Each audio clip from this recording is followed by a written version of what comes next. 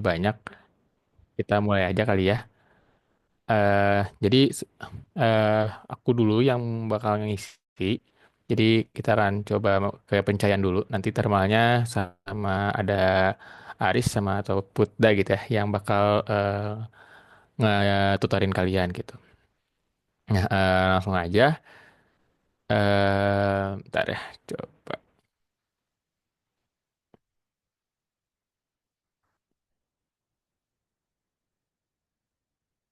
Kelihatan nggak si whiteboardnya? Kemudian kelihatan sih. Kelihatan, Kak. Kelihatan ya? Oke. Eh,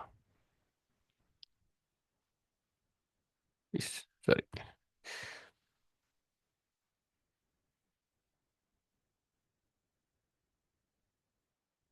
Ya, kita mulai aja. Jadi kalau untuk apa ya? Untuk UTS Fisbang, untuk sisi pencahayaan sebenarnya materinya itu kan kalian dari dasar-dasar fotometri sama perambatan ya, kalau nggak salah.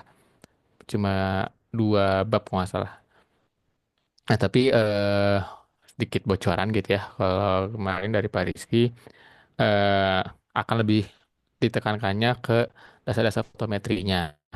Tetapi, nah ini ada tetapinya, tetapi sebenarnya yang ditekankan itu bukan ke dasar fotometrinya, tetapi ditekankan itu adalah bagaimana kalian bisa menerjemahkan dari apa itu istilah-istilah kayak eliminasi, luminasi dan sebagainya ke dalam suatu studi case gitu. Nah, mungkin eh ya kalau kakak sendiri sih sebenarnya cukup yakin gitu ya kan eh, udah mengerti lah dengan istilah-istilah dasar-dasar fotometri gitu kayak intensitas dan sebagainya. Nah, cuma mungkin kakak akan sedikit review dikit aja gitu ya dasar-dasar fotometri nanti setelahnya kakak coba eh kasih ini ya kita bahas beberapa contoh-contoh soal yang kemungkinan-kemungkinan seperti apa sih gitu bentuk-bentuk studi case-nya gitu ya.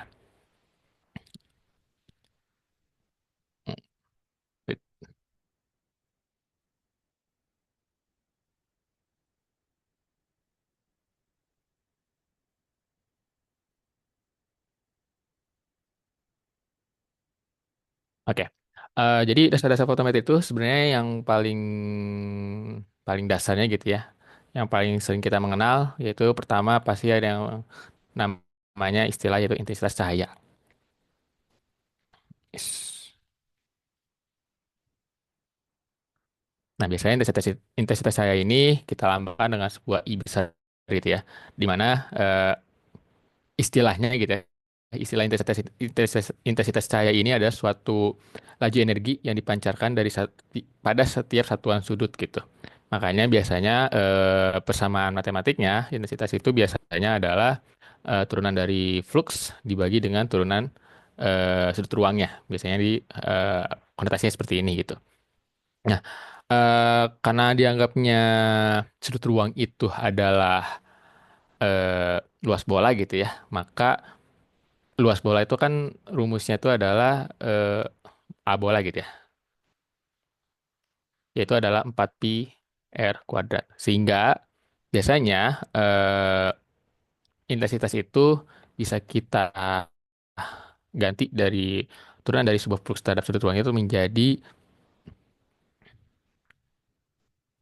sorry, bukan ini.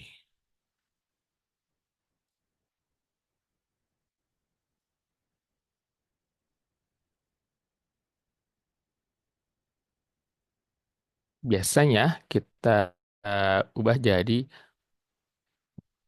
flux per 4pi gitu biasanya. Nah, kenapa R-nya gak ada? Sedangkan di sini ada.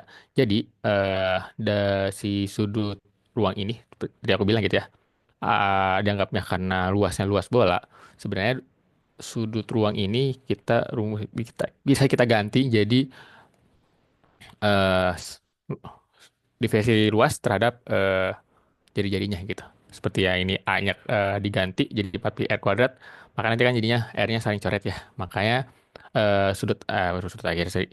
Rumus akhirnya dari intensitas itu adalah ini gitu. Yaitu intensitas sama dengan flux dibagi dengan 4pi.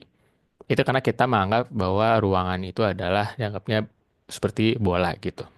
Ini akan kepake terus gitu. Jadi intensitas ini harus kalian ingat gitu ya, bahwa biasanya kalau di soal itu yang diketahui itu bukan intensitas, tetapi flux. Jadi biasanya dari flux diketahui, ditanya eliminasinya apa gitu.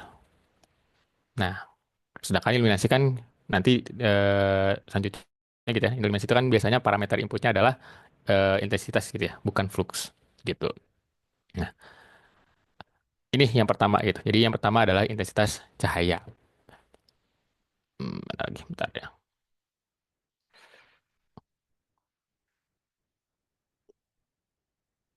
Eh,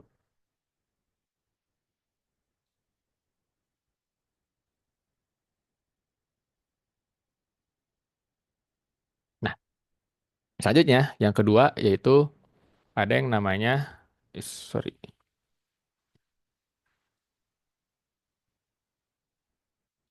yang kedua itu yang namanya adalah iluminasi. Ini juga istilah yang harus kalian ingat gitu ya. Karena biasanya itu sebenarnya iluminasi itu adalah bahasa apa ya? Bahasa dalam dunia pencahayaan gitu ya, atau lightingnya gitu. Tapi kalau kita gitu ya, kalau di kita kita terjemahkan secara bahasa Indonesia itu sebenarnya ada tingkat pencahayaan.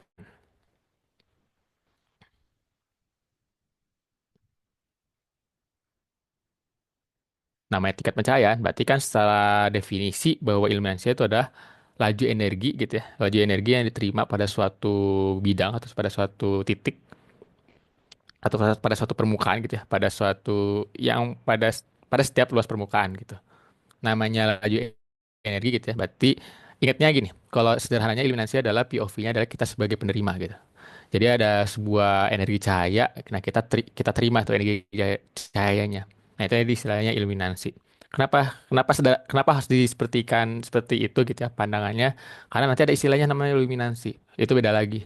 Jadi ada luminansi, ada luminansi. Jadi kalau yang sederhananya, iluminasi adalah kita POV-nya sebagai sebagai penerima, nanti luminansi itu POV-nya sebagai sumber atau sebagai yang memberikan atau memancarkan sebuah energi cahaya.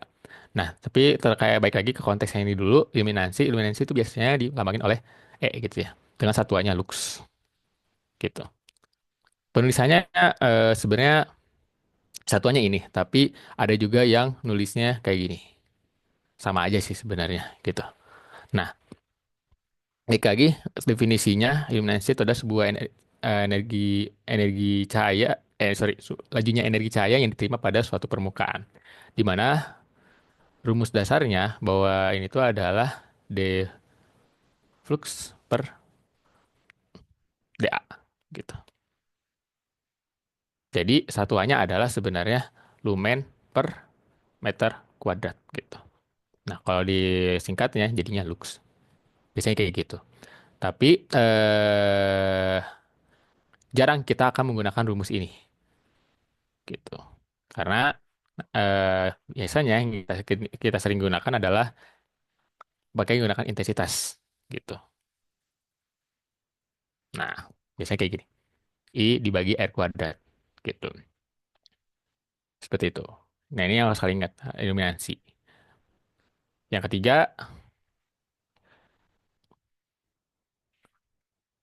ketiga, ada yang namanya istilahnya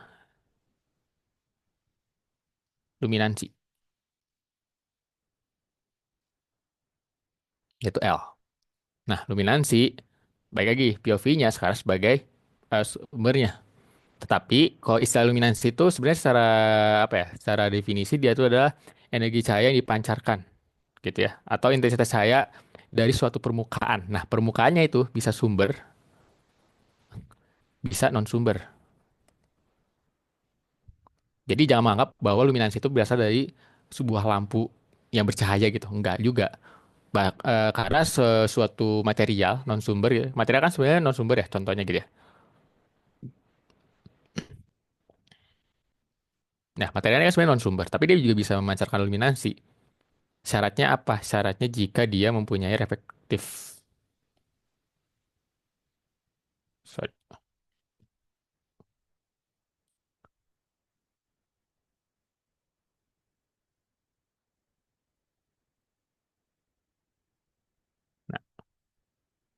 Syaratnya dia harus bersifat reflektif. Artinya, meskipun dia nilai rho-nya gitu ya, 0,1, itu udah termasuk reflektif gitu. Jadi, baik lagi, luminansi itu adalah suatu intensitas cahaya yang dipancarkan dari suatu sumber. Sumbernya bisa sumber cahaya atau sumber lampu gitu ya, atau non-sumber seperti material pada pada besar apa ya? Pada suatu eh, suatu area permukaan yang diproyeksikan gitu. Jadi ya baik lagi sederhananya kalau kita mengingat bahwa apa itu luminansi? Luminansi adalah sebuah energi cahaya yang dipancarkan gitu. Jadi kita POV-nya ada sekarang POV sebagai sumbernya atau yang memancarkan cahayanya. Beda ya sama luminansi. Kalau luminansi itu adalah energi yang diterima, nah kan kalau luminansi itu ada energi yang dipancarkannya. Nah, L biasanya rumusnya apa? Rumusnya yaitu adalah DI per DA. Atau dalam satuannya adalah kandela per meter kuadrat gitu. Nah, ada istilah-istilah yang perlu kalian ingat gitu. Ini yang selalu pasti keluar di soal. Kalian harus benar-benar paham bahwa biasanya di soal itu ada istilahnya isotropik, ada istilahnya adalah Lambertian.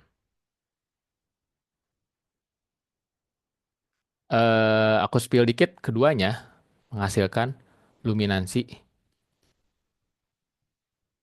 atau L sama dengan konstan. Penjelasannya dari mana? Kita bedah. Isotropik, seperti yang kata kalian pasti kan waktu SMA sering dengar ya, ada isotermal, isobarik, isohorik. Apa sih itu artinya? Berarti kan iso itu artinya sama ya. Nah, tropik itu berarti kalau kita gabungin isotropik, sorry,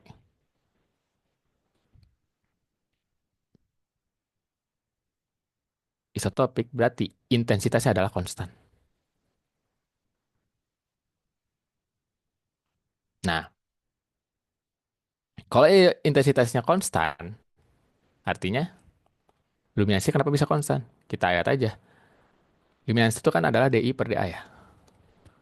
Di saat I-nya konstan,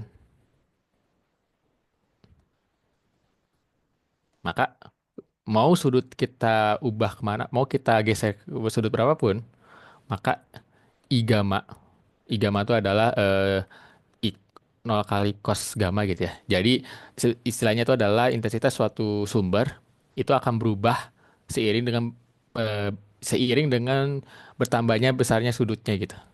Jadi seandainya misalnya pada sudut nol biasanya intensitas suatu sumber itu maksimum. Tetapi di saat dia mulai bergeser dari 10 derajat sampai 90 derajat, maka intensitasnya akan semakin berkurang. Nah, dalam konteks luminansi dengan istilahnya isotropik, maka I0, I gamma sama dengan I0 sama dengan I max. Artinya apa? Luminansinya akan selalu konstan. Kayak gitu. Nah, ini hal-hal yang ingat. Biasanya keluar. Di soal tuh biasanya anggaplah sebuah sumber itu adalah isotropik. Berarti isotropik itu apa? I-nya adalah konstan. Gitu. Itu kalau isotropik. Nah, kenapa kalau Lambertian dia juga bisa menyebabkan luminansinya konstan. Lambertian itu sebenarnya istilah lainnya adalah diffus. Kalau istilah lainnya lagi, diffus apa artinya? Yaitu menyebar. Nah, kalau Lambertian berarti menurut hukum cosinus Lambert gitu ya. Cosinus Lambert itu seperti hukum cosinus gitu ya, yang kalau kalian pelajari di data potensimetri itu sama aja. Dia menyatakan bahwa eh ini tadi bahwa intensitas itu nilainya berkurang seiring dengan cos pangkat gamma gitu. Jadi di intensitas suatu sumber itu akan berkurang seiring dengan besarnya sudut. Sebenarnya rumusnya bukan ini sebenarnya. Sebenarnya itu adalah rumus aslinya adalah I gamma sama dengan I0 cos pangkat N. Nah, ada pangkat N sebenarnya. Nilai N itu bisa 1, 2, sampai 5. Kayak gitu. Tapi karena sebutnya adalah Lambertian, maka n-nya itu ada sebenarnya nilai satu. Nah, jadi, nah gitu. Nah, istilah lainnya adalah kalau ini sedikit apa ya, sedikit pengetahuan juga lebih lanjutnya lagi gitu ya. Kalau di dunia atau di dunia nyata atau di dunia engineering ya, biasanya lampu-lampu atau sumber-sumber yang bersifat Lambertian itu adalah yang mempunyai sudut angle-nya gitu ya. Berarti angle-nya gitu ya. Itu ada 120 derajat. Jadi kalau kita lihat di apa ya, di distribusi diagram polar gitu ya, itu bentuknya kayak benar-benar buah kayak gini, besar gitu. Nah, kalau kalian paham, kalau kalian apa ya, suka ngelihat lampu-lampu spek gitu ya, biasanya mereka nyantumin tuh diagram distribusi polarnya. Nah, kalau mereka nyebutnya sudut angle-nya ada 120 derajat, maka biasanya kayak gini nih bentuknya. Ini biasanya lampu-lampu downlight sih. Lampu-lampu yang kayak kalau apa ya, kalau di lab Tech 6 tuh ya kayak lampu-lampu di lorong gitu. Downlight. Nah, biasanya kayak gini nih. Nah, ini sudut nolnya di sini, ini ada biasanya sudut nol. 60, sorry. Di situ ada 60.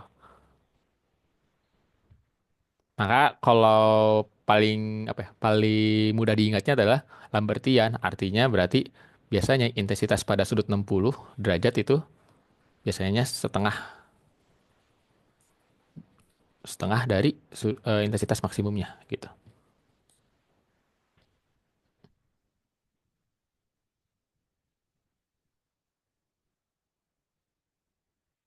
Nah, ini biasanya I0 kali setengah atau I max gitu ya. Kenapa setengah? Ya kan cos 60 adalah 1/2 gitu, 0,5 gitu.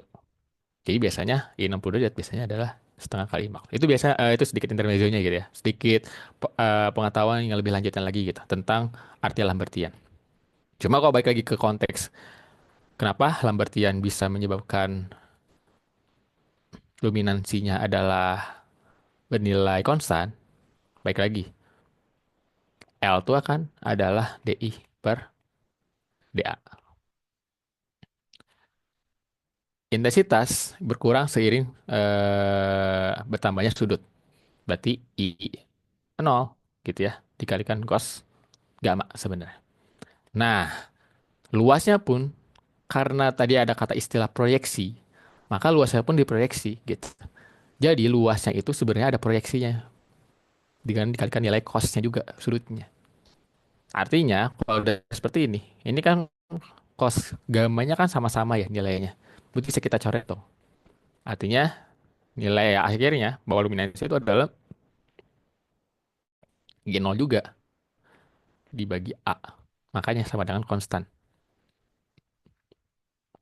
Jadi mau luminansinya ke arah 0 derajat, mau arahnya 20 derajat atau 30 derajat atau bahkan 90 derajat. Jika lampunya itu ada bersifat Lambertian atau jika materialnya bersifat Lambertian, maka nilai luminansinya akan selalu konstan. Kurang lebih kayak gitu. Tapi ini biasanya berlakunya untuk sumber sih ya. Kalau yang non sumber agak jarang menggunakan ini karena eh, sumber itu akan terpengaruh oleh nilai reflektansinya gitu dari material itu sendiri.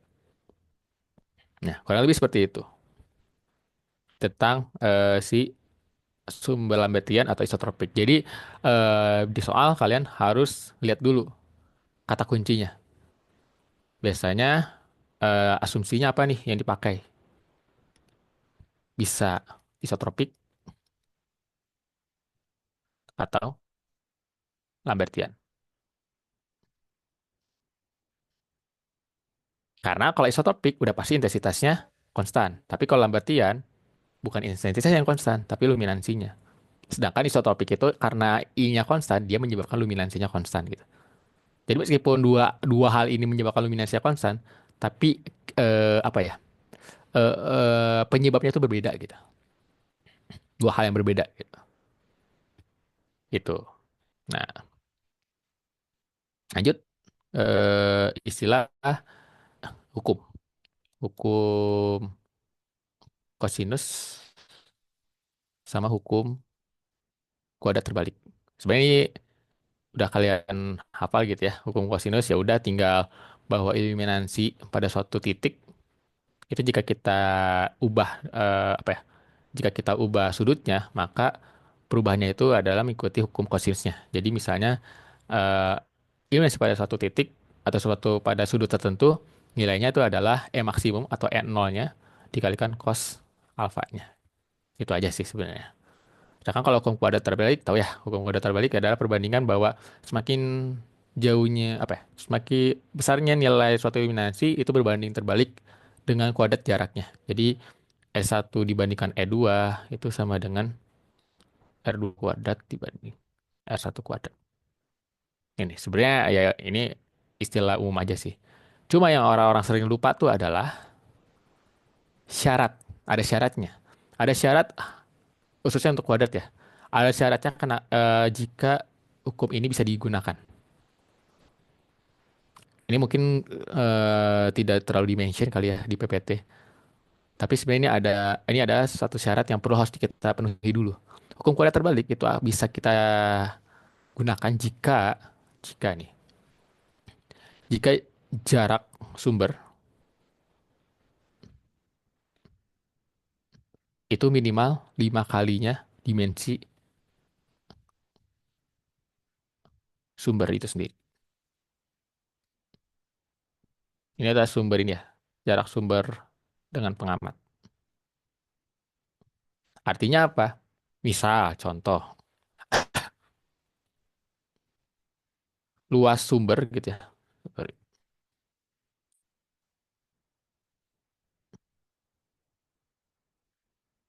Misal, luas sumber itu adalah 0,2 kali 0,2 gitu ya.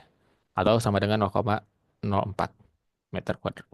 Maka hukum kuadrat terbalik itu bisa kita pakai jika R dari sumber ke pengamat minimal ada 5 dikali 0,04 atau 0,2 meter. Jadi minimalnya adalah 0,2 meter si R-nya ini. Jika R-nya kurang dari 0,2, maka nggak berlaku hukum kuadrat ini. Udah lain lagi gitu. Alasannya kenapa? Sederhananya gini deh. Sederhananya adalah kalau kalian misalnya melihat sumber gitu ya, dari dekat gitu ya, bola gitu ya. Misalnya bohlam gitu ya. Bohlam kan bentuknya kalau nggak salah kayak gini ya. Maaf kalau gambar agak jelek. Gini gitu ya. Kalau kalian berada di sini gitu ya, sangat dekat gitu ya. Kalian kan akan ngeliat ya, si bentuk bohlam ini sebenarnya secara jelas kalau dari dekat gitu. Tapi kalau kalian jaraknya makin jauh, misalnya jadinya di sini, kalian kan akan melihat bahwa bohlam ini dimensinya udah nggak terlihat lagi. Kalian hanya melihat sebuah titik cahaya doang. Yang anggap kalian, oh itu cahaya doang, seperti cahaya yang kecil gitu, cahaya titik doang gitu. Nah si dimensi itu udah kalian nggak lihat lagi. Si ukuran si kalau bohlam itu sendiri kalian udah nggak lihat lagi. Gitu. Nah itu secara ilmiah. Jadi hukum kuadrat terbalik itu adalah membuat kita mengasumsi atau yang bukan membuat sih, sebenarnya mengasumsikan sumber itu menjadi titik gitu. Sumber adalah titik.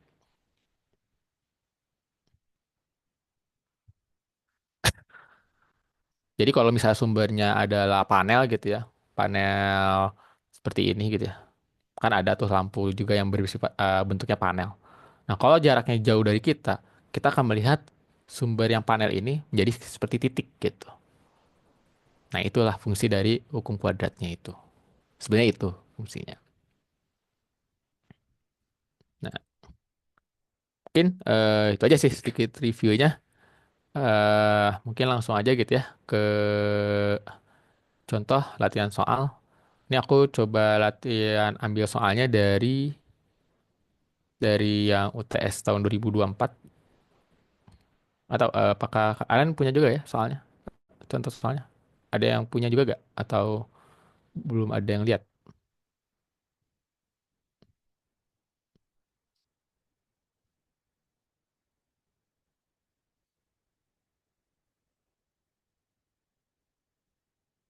Udah ya? Oke. Kalau udah, eh, mungkin jangan terlalu, boleh deh, langsung latihan soal aja gitu ya. Jadi, bentar ya.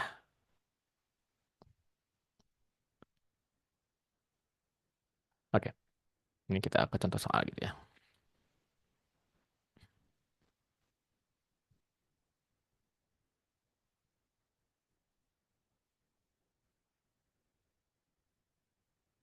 Jadi kalau di contoh soal itu, dia ada ilustrasinya seperti ini, case-nya. Ada sebuah lampu, tiga gitu ya. Bentuknya panel. Ini ada meja kerja.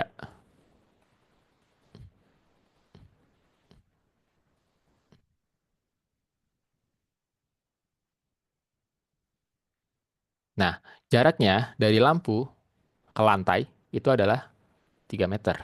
Berapa ya?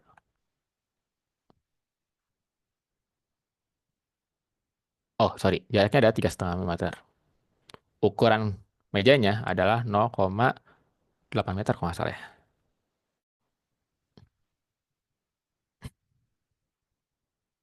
Ukurannya adalah 0,8 meter. Ditanyanya adalah pertama, satu. Jika kita ambil salah satu bangku gitu ya, dari ketiga bangku ini. Jadi ada satu bangku, ada bangku kedua, atau ada meja ketiga gitu ya. Jika kita ambil salah satu mejanya, hitunglah nilai iluminasi yang tepat di bawah meja itu sendiri. Jadi pertanyaannya yang pertama itu adalah jika meja tepat di sini gitu ya, itu kita jika P itu ada berada tepat di bawah,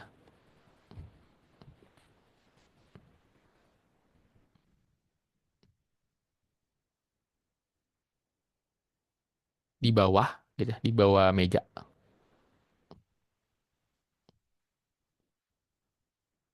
Sorry, kok di bawah meja?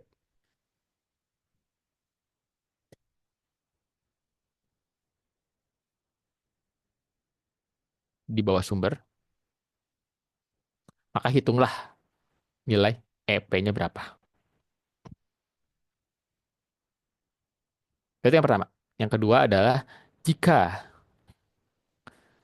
ketiga sumber atau ketiga lampu diikut sertakan gitu ya, diikut sertakan,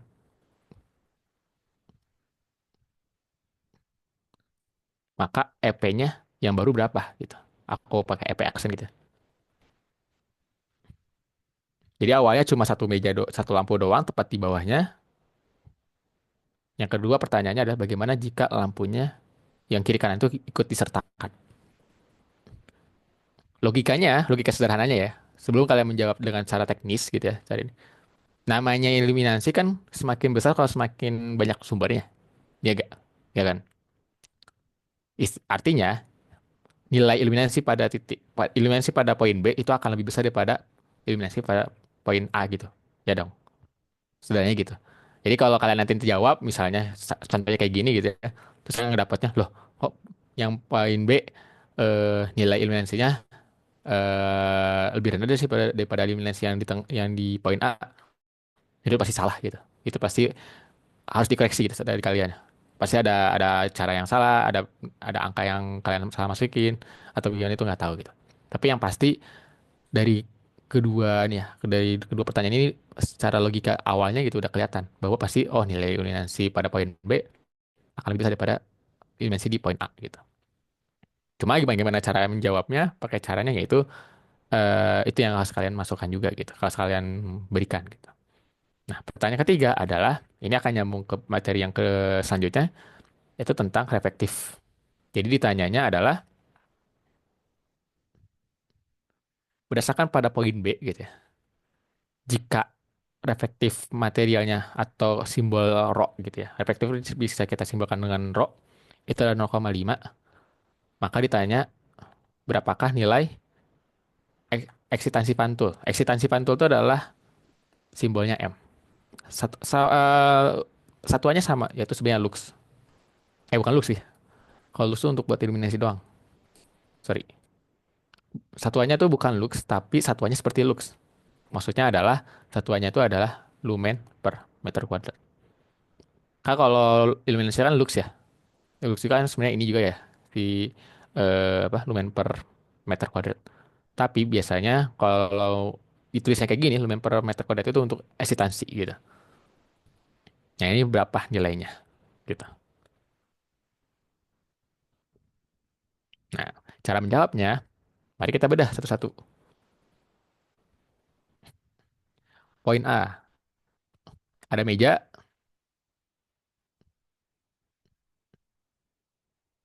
ada sumber.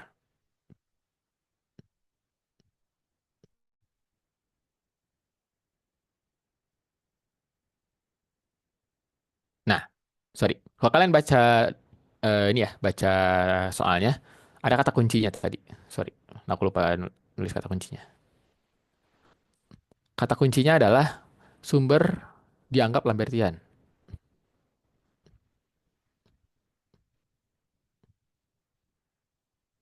gitu. Sumber dianggap Lambertian. Nah, artinya dia kan bersifat difus sempurna gitu. Tadi baik lagi, kalau Lambertian artinya luminansinya konstan, tapi intensitasnya tidak konstan. Jadi intensitas 0 derajat sama intensitas 10, 20 itu berbeda gitu nilai-nilainya. Tapi kalau apa ya?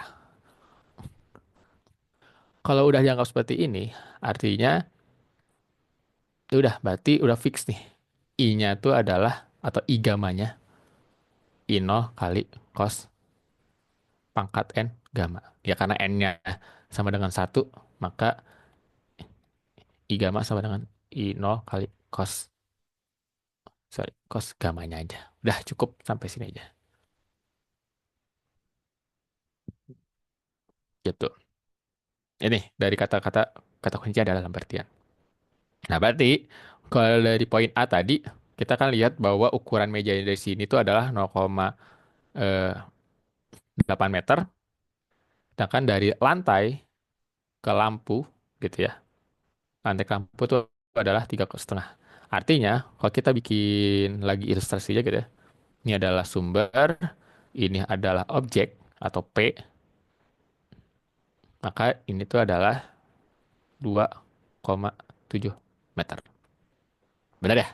Nah, karena dia tegak lurus, berada tepat di bawah, maka nilai ilmiahnya bisa kita langsung masukkan. Berapa? Yaitu adalah I per R kuadrat. Sebenarnya I di situ adalah I gamma. Jadi kalau kita pecah lagi, itu sama dengan I nol kali cos gamma per R kuadrat. I-nya diketahui bahwa distribusi sempurna atau Lambertian sempurna dengan intensitas maksimum. Nah, ada tuh penjelasan. I max-nya adalah sama dengan 2000 kandela. 2000 kandela berarti I max sama dengan I nol gitu. Itu sama dengan segini. Artinya iluminasinya berarti berapa? Iluminasi P di titik ini, gitu di titik P, yaitu sama dengan 2000 dikali cos 0 gitu ya. Karena derajatnya 0 gitu ya, tepat di bawah dibagi dengan R. R itu ada 2,7 gitu. Dipangkatin gitu. Ini tuh berapa? Bentar ya, saya coba kalkulator aja.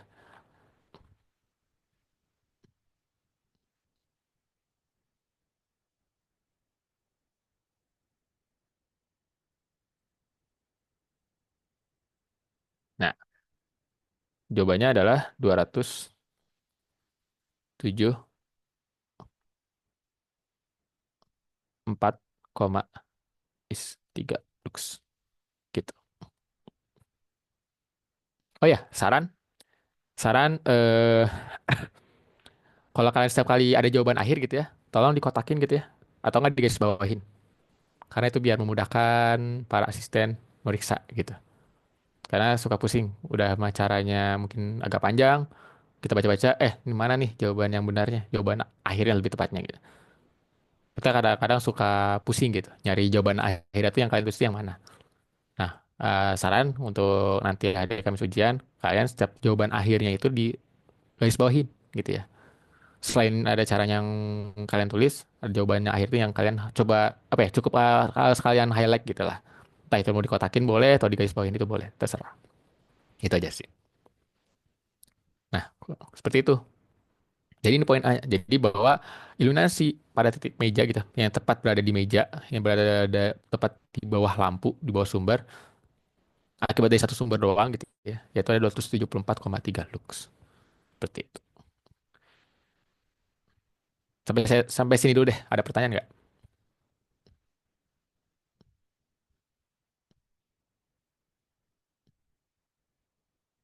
Nggak ada. Kalau mau nanya langsung aja gitu ya. Bisa langsung aja ngomong gitu. Nggak perlu raise hand deh. Saya juga nggak ngelihat reaction di Zoom-nya kayak gimana gitu. Jadi kalau pengen nanya langsung aja open mic-nya gitu. Nah, karena belum ada yang nanya, saya lanjutin dulu ya. Jadi untuk yang poin B sekarang pertanyaannya adalah bagaimana si meja ini atau titik eliminasi pada meja ini akibat dari tiga sumber. Nih ada satu, dua, dua, tiga.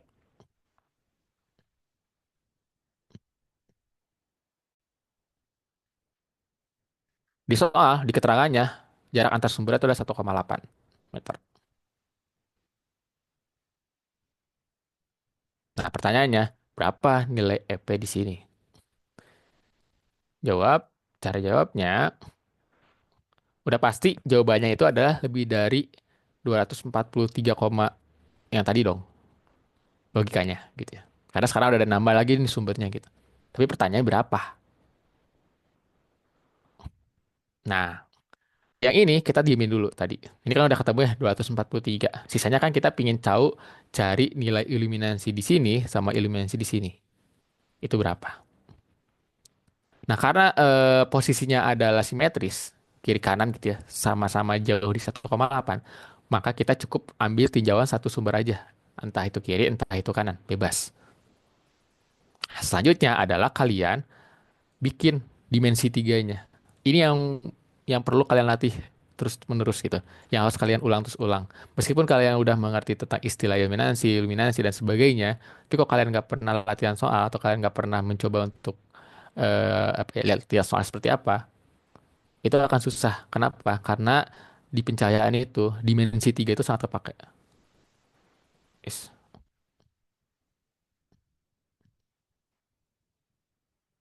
Dimensi tiga itu sangat terpakai. Jadi kalian harus benar-benar bisa membayangkan. Dimensi tiga itu sangat terpakai. Seperti contohnya, misalnya kita anggap ini adalah A, ini B, ini C. Terus kita bisa tinjau mau yang A.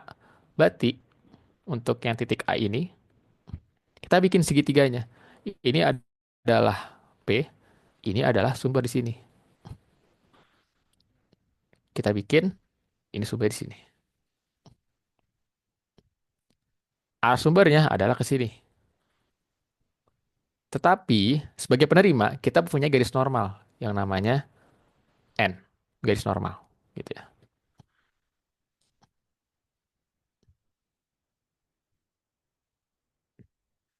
Sumber juga punya garis normal, tapi arahnya ke bawah, gitu. Nah, kalau sampai kayak gini, kita bikin segitiganya dulu aja. Jadi kita bikin segitiga di mana ada eh, P, ada S, ini adalah arahnya ke sini sumbernya. Tapi ada garis normal, gitu.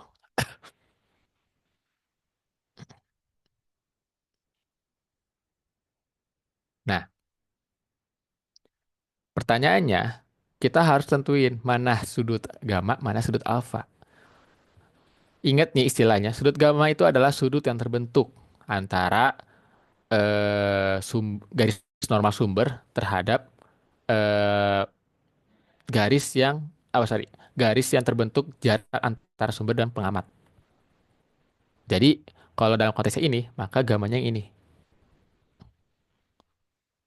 Baik lagi, gamma itu adalah sudut yang terbentuk antara sudut normal atau sorry, garis normal terhadap jarak atau garis, ya bolehlah jarak terhadap jarak sumber ke pengamat. Berarti konteksnya ini. Ini adalah gamma. Ada yang dinamakannya alfa. Alfa itu yang ini. Kalau alfa adalah garis atau sudut yang terbentuk pada garis normal pengamat. Jadi itu ada garis normal sumber, sorry. Ini ada garis normal pengamat terhadap jarak sumber pengamat. Jadi ini ada garis normal, terus ini ada garis antara sumber dan pengamat. Terbentuklah sudut. Itu namanya sudut alfa. Fungsinya apa? Fungsinya buat di perhitungannya. Jadi pertanyaannya, bagaimana iluminasi titik P? Analoginya gini, bukan analogi sih. Cara berpikirnya seperti ini aja. Kita mempunyai titik P di mana garis normalnya adalah ke atas gitu ya. Tetapi sebenarnya kita itu mendapatkan cahaya dari samping. Bener gak? Jadi seakan-akan kita tuh harus memproyeksikan iluminasi yang biasa, yang seharusnya kita, bukan seharusnya, yang normalnya adalah ke atas, kita harus proyeksikan ke sejauh sudut alfa terhadap sumbernya. Jadi yang awalnya kita menerima iluminasinya itu ke atas gitu ya, secara garis ya garis normal gitu ya. Kita harus proyeksikan nih ke sini sejauh sudut alfa terhadap sumbernya. Makanya nanti rumus akhirnya adalah E alfa itu sama dengan E0 dikalikan cos alfa. Nah, tetapi ada yang berubah juga. Apa yang berubah? Yang berubahnya adalah gamanya. Baik lagi, tadi sifatnya adalah Lambertian, bukan isotropik. Artinya, sudut gamanya itu berubah seiring bertambahnya sudut. Gitu. Jadi yang awalnya misalnya sudut sumbernya itu maksimalnya ke sini, tetapi karena kita perlu menyinarinya ke titik P, maka dia intensitasnya dia berkurang seiring bertambahnya sudut gamanya. Gitu. Maka kalau kita rumuskan gitu adalah E sama dengan E di titik P gitu ya. Itu adalah nol dikalikan cos gamma dibagi R kuadrat dikalikan cos lagi, cos alfa. Dalam konteks ini, kebetulan alfanya sama dengan gamma. Ya kan? Masih ingat sudut berseberangan, sudut istimewa gitu ya. Ada sudut berseberangan, ada sudut bersinggungan dan sebagainya gitu. Nah, kali ini sudutnya sudut berseberangan, maka alfa sama dengan gamma gitu. Maka bisa kita sederhanain juga. Jadi E-nya itu EP sama dengan I0 kalikan cos gamma boleh, mau pakai alfa boleh, pangkat 2 dibagi R kuadrat. Seperti itu. Nah, jaraknya ini berarti tadi kan berapa? Jaraknya ini adalah 1,8. Ini adalah 2,7.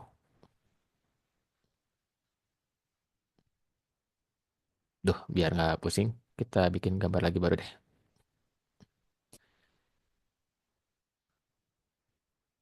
Baik lagi, bikin lagi. Ini adalah gamma, ini adalah alfa, ini 2,7, ini 1,8 meter. Ini adalah sumber, ini adalah P. Karena cos gamma itu adalah dua samping per miring, berarti cos gamma itu sama dengan 2,7. Ini berapa nih? Ada yang bisa bantu ngitungin? Pitagoras, berapa R-nya? 2,7 kuadrat tambah 1,8 kuadrat. Ada yang bisa bantu? Itu 3,6 gak sih? Yang mana? Ya, yang sisi miringnya tiga Ah, koma enam ya kan 1,8 bagian 0,9 kan 2. oh iya, betul. Bagian 0,9 3 berarti kan 4. 4 kali 0,9 3,6. Berarti 3,6 ya. Ya. Nah, 3,6 kan? Nah, berarti cos gamanya itu sama dengan 2,7 dibagi 3,6. Nah, itu berapa? Sekian lah. Ini kan sebenarnya tinggal ini ya, tinggal kalkulator gitu. Nah, berarti EP-nya sama dengan ya udah 2000 per R-nya. R-nya kan R-nya itu ambil yang ini ya, jarak langsung antara sumber dan pengamat. Jadi adalah 3,6 kuadrat dikalikan cos. Cosnya itu 2,7 per 3,6 dipangkatin 2. Sekian lux. Itu satu. Itu karena satu sumber doang. Tapi karena tadi ada dua sumber kiri kanan, maka EP totalnya adalah 243,2 tadi lux itu ditambah 2 kali, sorry, 2 kali yang ini, 2 kali kotak gitu. Jadi EP totalnya sekian lux gitu. Itu poin B-nya.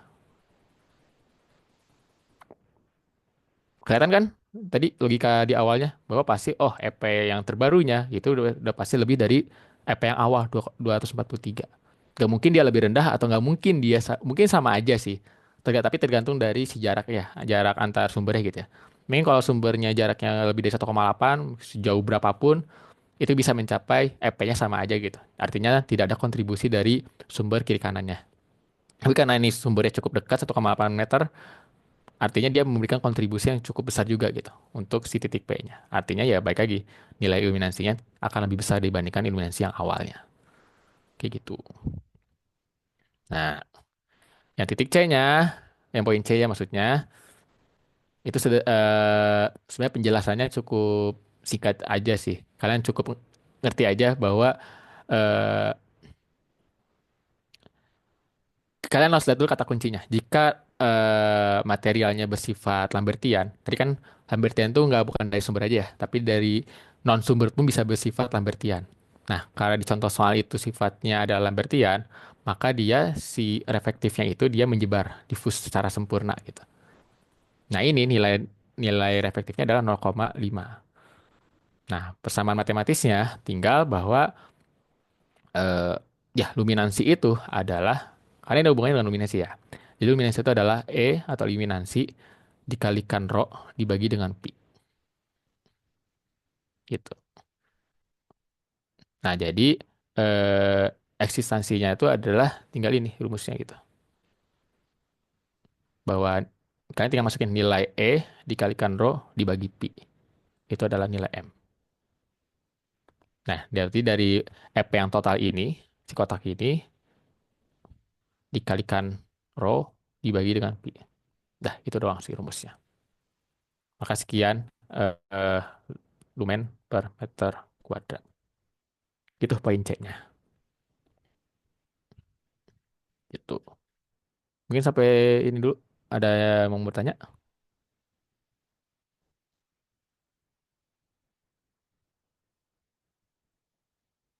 Belum ada yang mau bertanya? Oke. Aku mau sedikit ngasih lebih sedikit advance. Karena ini benar-benar perlu untuk melatih dimensi tiga kalian. Jadi, contoh soal lainnya adalah, mungkin kalian tadi cukup, apa ya, cukup beruntung lah. Jika seandainya sumbernya, antara sumber ataupun antara penerima, itu sama-sama di bidang horizontal. Pertanyaannya nih, kalau sumbernya di sini, katakan di sini sumbernya bersifat horizontal, dipasangnya horizontal, sorry.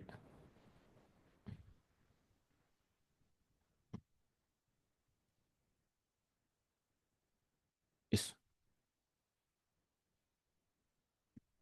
Jika sumbernya adalah horizontal, ternyata dia atau penerimanya vertikal. Itu gimana?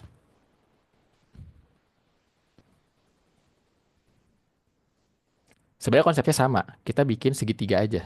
Misalnya di sini ada penerima, ini ada sumber, maka kita bikin segitiga aja lagi. Maka jadi segini kan segitiganya. Cuma nanti sudut gamma sama alfanya yang berbeda.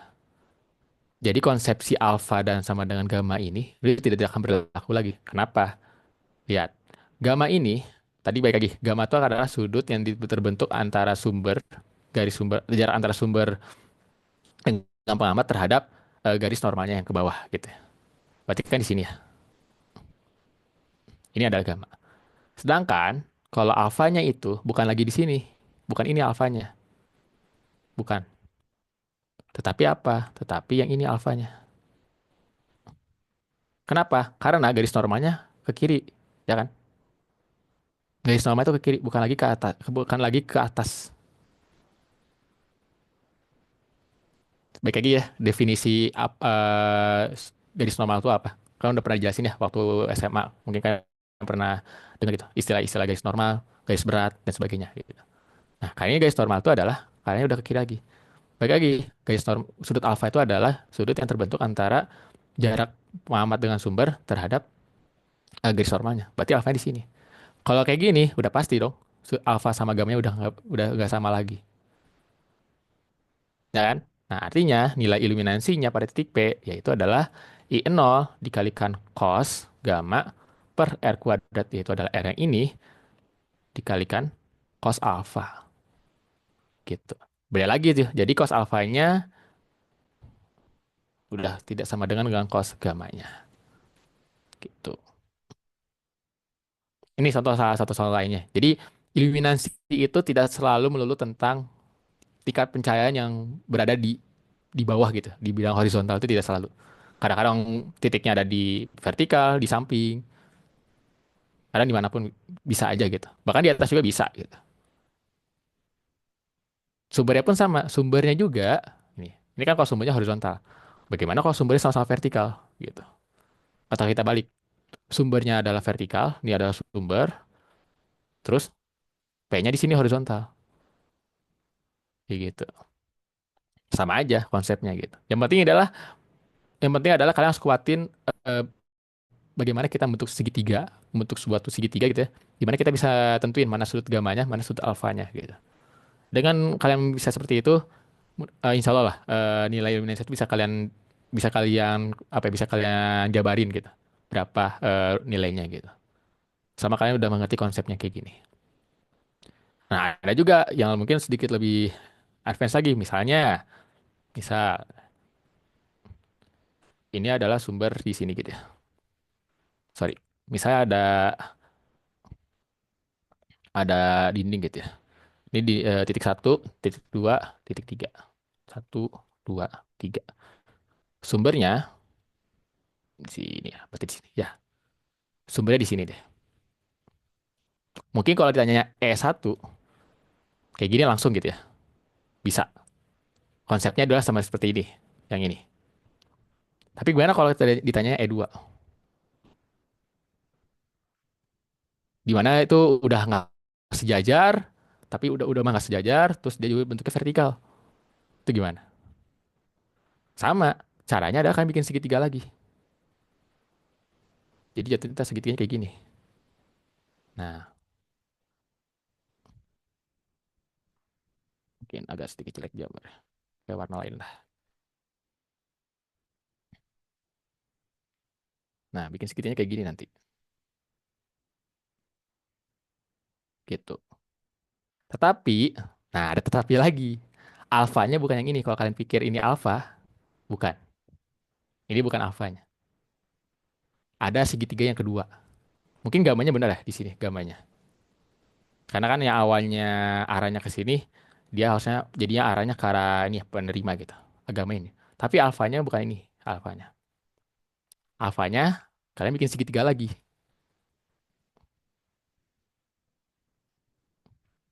Nah, kalian bikin segitiga miring. Segitiga siku-siku tapi miring gitu. Nah, kayak gini. Nah, ini baru alfanya yang ini gitu. Jadi ada berapa segitiga? Ada satu, dua, tiga. Ada tiga segitiga tuh. Jadi kalau kita lihat, nah kayak gini. Jadi kalau kita pecahin lagi, kita jabarin, anggaplah ini adalah mana ya? Pakai warna hijau kali ya. Atau ini ya, oren. Anggaplah ini ke sini itu adalah Y, anggaplah ini adalah Z tingginya, dan ini antara si penerima gitu, atau ini. Sorry, ini adalah X gitu ya. Jadi kalau ditanyanya E2 berapa?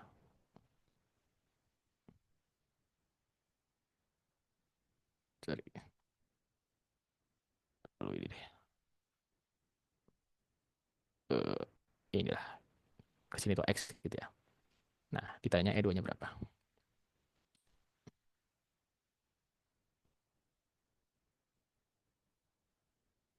Nah, caranya adalah ya kita harus jabarin satu-satu. Mau nggak mau. Kenapa? Pertama, kita akan, nih ya, segitiga biru ini ya. Segitiga biru ini kita jabarin. Segitiga biru ini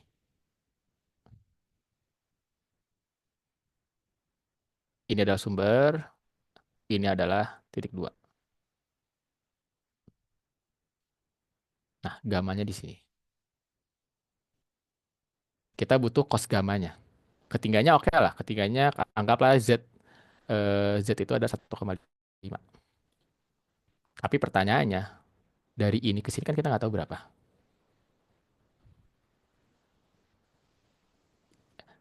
Ini katakanlah O gitu ya. Ini si O.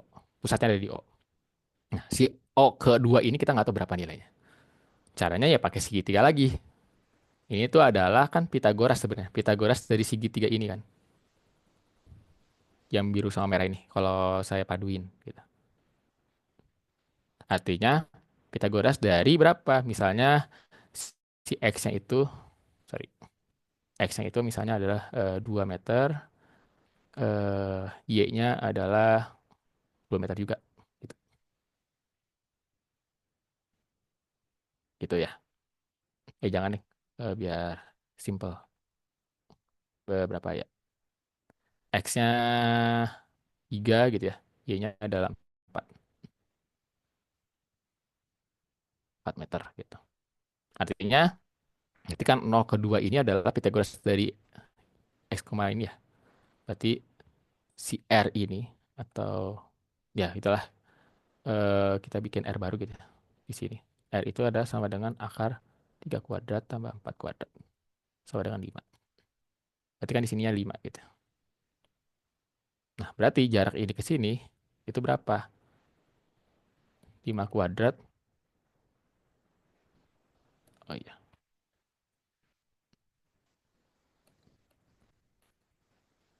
oke.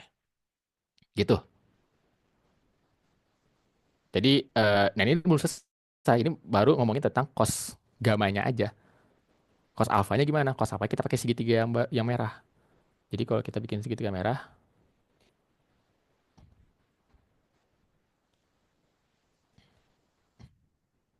katakanlah ini misalnya P gitu ya. Berarti ada S, ada P, ada 2. Nah, ini baru alfanya ini.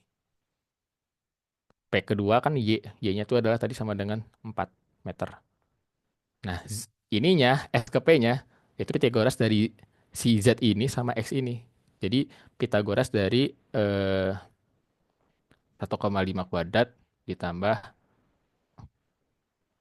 X-nya ketiga, 3 kuadrat. Sekian gitu. Misalnya katakanlah eh, P gitu. Nah, di sini.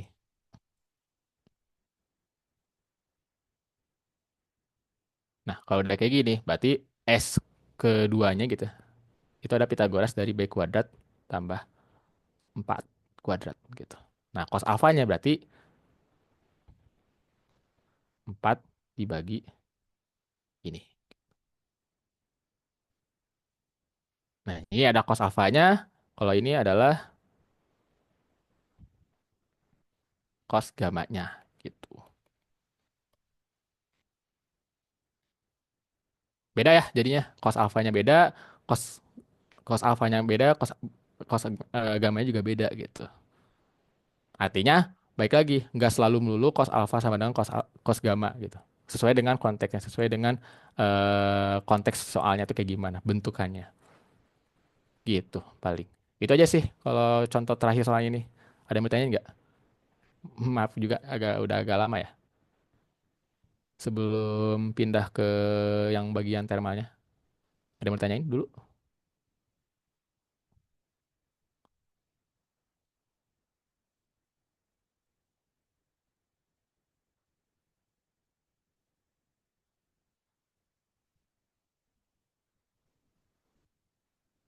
Mana guys? Ada yang mau ditanyain nggak?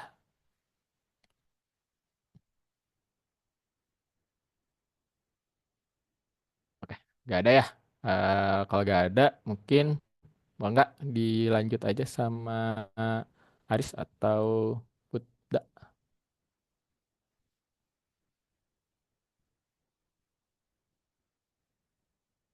Nanti aku share ya tadi hasil kotetannya.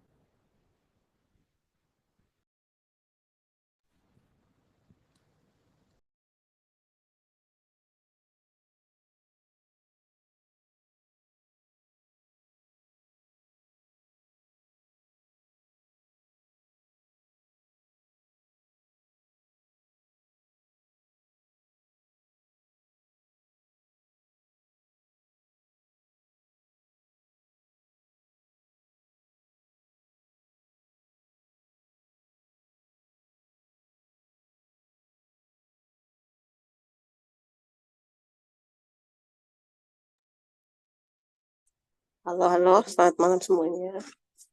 Kita masuk, sebenarnya ini aku nggak terlalu jelasin tentang teori, tapi aku langsung masuk ke soal UTS 2024, dan kita cuma bahas nomor 1 sama 3 aja, karena tadi udah dibahas kan nomor 1 sama 2, nomor 3-nya kan tadi udah dibahas sama Kak Iwan. Tapi kalau misalnya pas penjelasan nanti ada yang nggak kalian pahami, bisa langsung diberhentikan terus ditanyain aja ya. Sama kalau bisa langsung on mic aja, jangan di chat karena aku nggak bisa lihat chat kalian kayaknya. Oke, kita mulai dari soal pertama. Ini tuh tentang pengendalian thermal pasif pada bangunan. Jadi di sini soalnya tuh bilang ada sebuah bangunan berukuran 6 meter kali 4 meter kali 3 meter, di mana si bangunan ini tuh dibangun di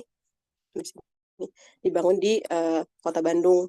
Terus pada salah satu dindingnya itu ada jendela kaca yang berukuran 5 meter kali 2 meter yang diletakkan tepat di tengah dinding tersebut. Nih gambar ilustrasinya bisa dilihat di gambar sebelah kanan.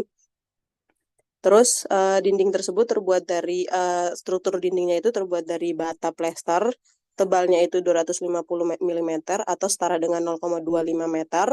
Terus dindingnya juga dicat warna hijau muda di sisi luarnya dan dilapisi papan gypsum tebalnya 20 mm atau 0,02 meter. Terus untuk susunan kaca jendelanya itu cuma terdiri dari kaca bening lembaran dengan tebalnya itu 6 mm atau setara dengan 0,0006 meter yang cuma satu lapis. Dan diasumsikan koefisien peneduh atau SC sistem penetrasinya itu 0,6, kemudian TDEK-nya itu 15 Kelvin dan delta T-nya itu 5 Kelvin. Soal pertamanya itu ditanyain strategi apa yang dapat kita rekomendasikan untuk memperkecil nilai OTTV pada bangunan tersebut dan jelaskan. Kalau misalnya berdasarkan PPT yang dari pengendalian thermal ini, kalau misalnya teman-teman udah baca, itu kan dibilang kalau pengertian dari OTTV itu kan indikator densitas perpindahan fluks thermal tunak melalui selubung bangunan atau lebih mudahnya itu kayak perpindahan panas dari luar masuk ke dalam melalui komponen-komponen bangunan kayak dinding, kaca dan lain-lainnya. Nah, untuk OTTV itu singkatan dari overall thermal temperature value ya. Nah, itu kalau bahasa Indonesia itu ya nilai perpindahan thermal menyeluruh. Untuk hitung nilai OTTV itu, kita menggunakan rumus OTTV parsial terlebih dahulu, baru kita ngitung OTTV total. Nah, yang tadi kan dia bilang, apa sih yang perlu kita lakukan untuk menurunkan OTTV? Kalau berdasarkan rumus yang ada di sini, itu kan yang paling kita lihat jelas tuh ada nilai WWR kan, atau wall to window ratio ya. wall to window rasionya. Nah, jadi yang paling pertama itu sebenarnya adalah kita menggunakan kita pastiin WWR-nya tuh kecil. WWR tuh itu perbandingan antara si luas kaca ini dengan luas dinding yang ada jendelanya pokoknya. Itu harus kecil luasnya. Terus selain itu nilai absorpsivitasnya itu juga juga bisa mempengaruhi. Jadi kalau misalnya kalian absorpsivitas itu lebih ke cat warna bangunannya yang di luar. Jadi kalau cat warnanya itu misal warna putih, itu kemungkinan besar absorpsivitas panas yang masuk ke bangunan itu lebih kecil. Karena apa? Karena warna putih itu bisa merefleksikan panas yang datang dari matahari. Nah, selain itu ada juga ini transmitasi thermal dinding atau transmitasi thermal kaca. Ini juga mempengaruhi karena kalau misalnya kita pakai material yang menyerap panas, nah itu dia bakal menyerap panas. Tapi kalau misalnya kita pakai material yang tidak terlalu menyerap panas, itu dia akan OTTV-nya akan kecil. Sebenarnya itu. Terus satu lagi apa ya di bawah? Bentar, jawabannya udah ada di bawah. Nah, ini sama orientasi bangunan. Ya kan kita tahu ya kalau misalnya matahari itu ada terbit dan terbenamnya, jadi usahakan si bangunan ini jangan menghadap ke timur atau barat, tapi justru sebaliknya di antara utara atau selatan untuk mengurangi atau memperkecil si OTTV-nya. Nah, itu dulu untuk nomor 1 bagian A. Kemudian untuk bagian 2 ini kita diminta untuk mentaksir nilai OTTV dari selubung bangunan tersebut jika si kacanya ini menghadap ke utara. Berarti dengan asumsi bahwa si jendela itu hanya terpasang di satu sisi, yaitu sisi utara. Nah, untuk itu kita perlu memperhatikan dulu atau menulis apa-apa yang sudah diketahui di soal. Tadi kan di soal udah diketahui ukuran bangunan, itu 6 meter kali 4 meter kali 3 meter. Terus si bangunan ini beradanya di Kota Bandung. Ini jangan lupa ya, ini penting. Terus nilai solar koefisiennya itu adalah 0,6. Terus delta T-nya ada 5K dan TDEK-nya itu atau temperatur ekuivalennya itu 15K. Setelah ini kita lihat juga nih yang ada di gambar. Ini ada komponen dinding. Tadi di soal ada komponen dinding tuh udah dijabarkan, ada bata plester dan lain-lain. Terus ada warna hijau dan papan gipsum. Tebalnya udah ditulis dan ada jendela juga. Jangan lupa jendela itu cuma di satu sisi yaitu utara. Kita pertama ngitung OTTV parsial dulu. OTTV parsial itu berarti OTTV setiap orientasi. Berarti OTTV parsial utara, OTTV parsial selatan, timur, dan barat. Itu pakai rumus yang ini udah tertera di sini. Di PPT juga ada. Nah, untuk mempermudah, kalian harus cari tahu apa-apa yang belum diketahui. Misal ini delta T, SC, ini kan udah diketahui ya di soal ya. Nah, yang belum TDEK juga udah diketahui. Nah, yang belum diketahui itu dicari. Nih, yang absorpsivitas itu cuma ada dari warna dinding, yaitu absorpsivitas hijau muda.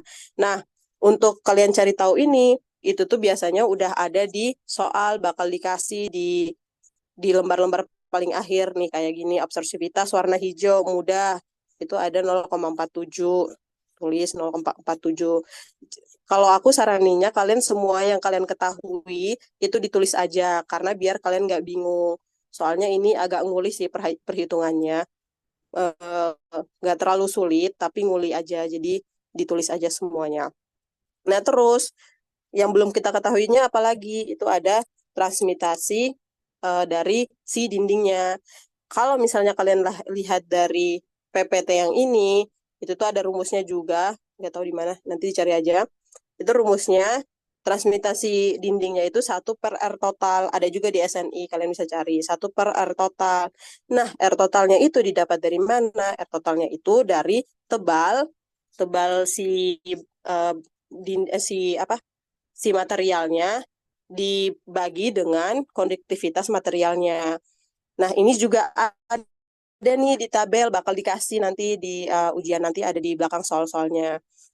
Pertama, tadi kan kita hitung dulu yang dinding ya. Yang dinding tuh ada lapisan bata. Tebalnya di soal itu 0,25 meter. Kemudian konduktivitasnya kalian cari lagi di tabel. Tabelnya di atas. Mana. Nah, ini bata dengan lapisan plester. K-nya itu 0,807. Udah ditaruh, dibikin tabel. Lebih mempermudah itu bikin tabel aja sih biar kalian nggak bingung. Nggak nggak amburadul aja lah pokoknya. Jadi kalau misalnya waktunya mepet masih bisa dilihat-lihat. Nah, terus nilai R-nya itu 0,31 karena B per K kan. Sama juga kayak papan papan Gibson. B-nya udah diketahui kan tadi 20 mm, kalau diubah ke meter itu 0,02. Konduktivitasnya juga dicari di tabel yang di atas tadi. Nah, yang ini konduktivitas papan Gibson 0,170 ditaruh, terus dapatlah kita nilai R dari papan gipsumnya, yaitu sebesar 0,118. Nah, selain itu jangan lupa di setiap penghitungan transmitasi itu ada lapisan luar sama lapisan dalam atau RSO sama RSI. Nah, ini dapat dari mana? Ada di tabel. Di tabel juga udah ada yang bagian mana nih? Nah, yang bagian ini. Nah, yang kita pakai itu yang emisivitasnya tinggi. Jadi, untuk RSI itu yang kita pakai adalah 120, 1,0,12. Ini better kalian hafalin aja deh. Soalnya basic, jadi dihafalin aja. Ya, emisivitas untuk RSI itu sama dengan 0,120.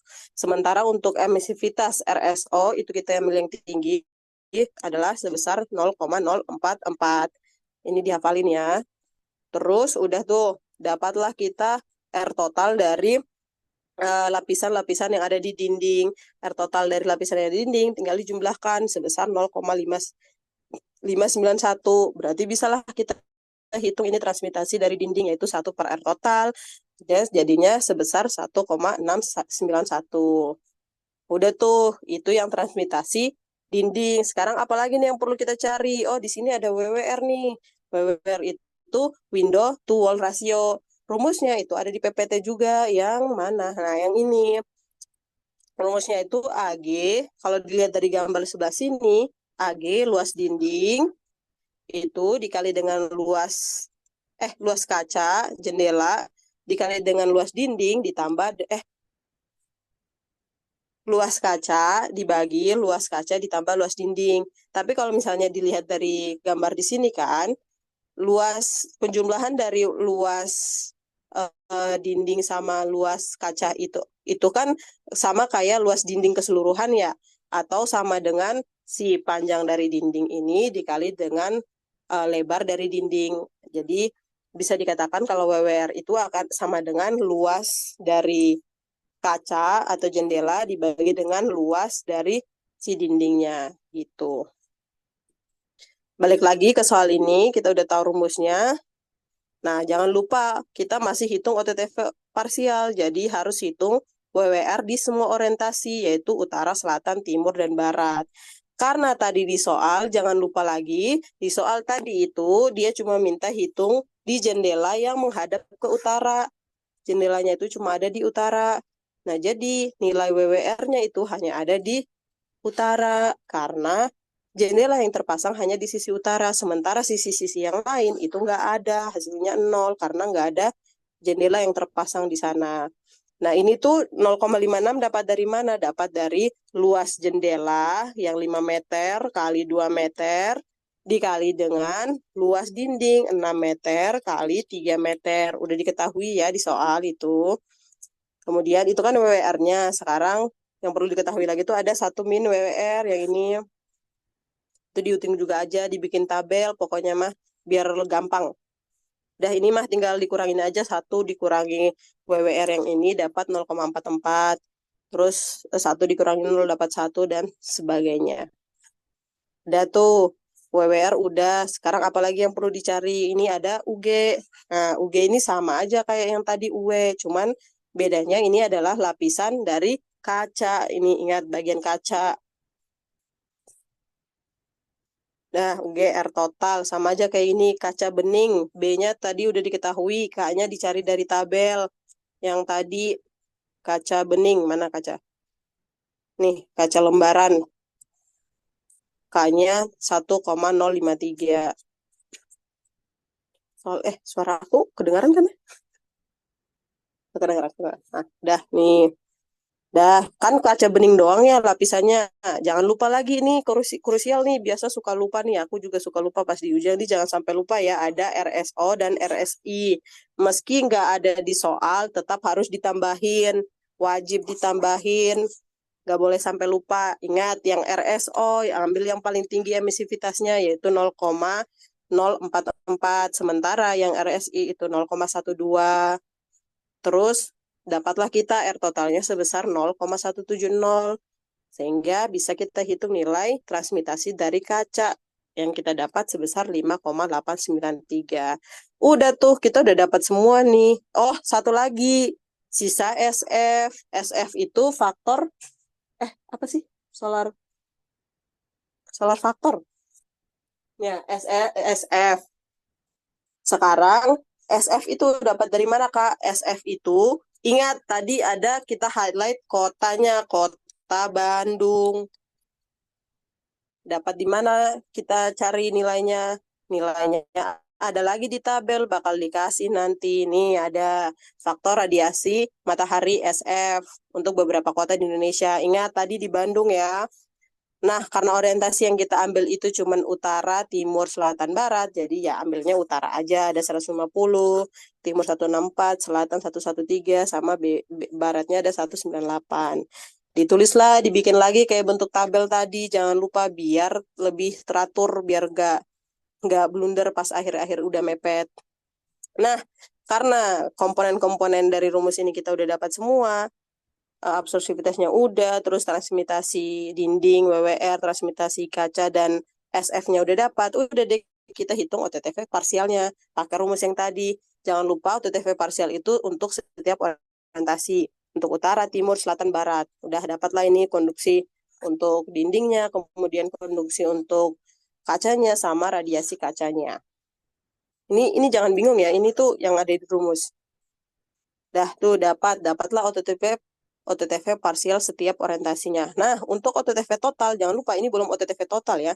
OTTV total itu ada rumusnya lagi di PPT ini, dilihat aja nanti kalian baca-baca lagi, jangan sampai lupa nih ada OTTV total. Itu jumlah OTTV parsial dikali dengan luas permukaannya dibagi lagi dengan luas permukaannya.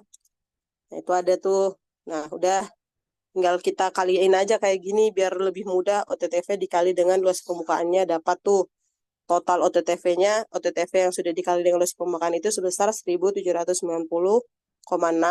Dapatlah OTTV total, tinggal dibagi dengan luas permukaannya lagi. Dapatnya 29,84. Nah, ini perlu diingat, kalau dari berdasarkan PPT yang pengendalian thermal pasif itu dikatakan bahwa pada umumnya OTTV pada ruang itu kurang dari 35 watt per meter persegi. Jadi pada saat kalian mengerjakan soal nanti terus dapatnya lebih dari 35, nah itu kalian perlu perhatikan lagi perhitungan kalian apakah ada yang salah atau ada yang keliru. Tapi kalau kalian udah cek terus benar, ya ya udah deh gitu aja dulu, barangkali memang disedisan kayak gitu. Oke, itu nomor yang bagian B. Nah, bagian C ini sebenarnya sama aja. Perhitungannya itu sama aja. Cuma bedanya adalah di luar dindingnya itu dicat warna pernis putih. Berarti apanya yang beda? Berarti absorpsivitasnya yang berbeda, absorpsivitas nilainya berbeda. Dilihat lagi ya di tabel yang tadi di atas yang pernis putih. Mana bro? Ini pernis putih 0,21. Ini sisanya mah sama aja perhitungannya dari yang WWR, terus apalah, transmitasi dinding, transmitasi kaca, SF sama aja semuanya. Tinggal yaitu bedanya di absorpsivitas. Terus udah dapatlah kita yang OTTV total sebesar 24,35. Ingat lagi OTTV pada ruang biasanya kurang dari 35. Udah tuh selesai. Yang D skenario mana yang menghasilkan OTTV lebih tinggi dan jelaskan kenapa. Nah, dari perhitungan yang tadi, yang absorpsivitasnya itu hijau muda sama pernis putih itu ternyata yang lebih tinggi itu yang hijau muda. Nah, dia minta jelaskan itu tuh kenapa. Kalau dari pemahaman aku, itu tuh karena dia pakai warna, kalau yang butir butir B, dia itu pakai warna hijau. Sementara yang butir C itu pakai warna putih. Kita tahu kalau misalnya warna putih itu punya reflektasi paling tinggi atau hampir sempurna. Makanya itu dia bisa memantulkan radiasi lebih banyak dibandingkan yang warna hijau muda. Warna hijau muda itu lebih cenderung menyerap energi panas atau energi radiasi dari matahari. Makanya itu si OTTV-nya lebih tinggi. Itu. Itu nomor satu.